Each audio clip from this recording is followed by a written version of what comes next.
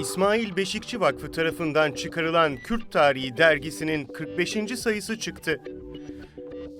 Kürtçe ve Türkçe olarak yayınlanan dergi, Kürt tarihi ve kültürüne dair temel bir kaynak niteliğinde.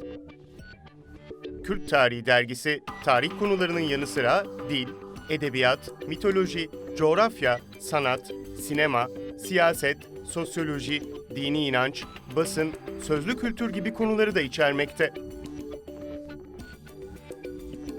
Dergimizi basılı halinin yanı sıra e-dergi olarak da Kürt Tarihi Dergisi.com ve İsmail Beşikçi Vakfı org adreslerinden edinebilirsiniz.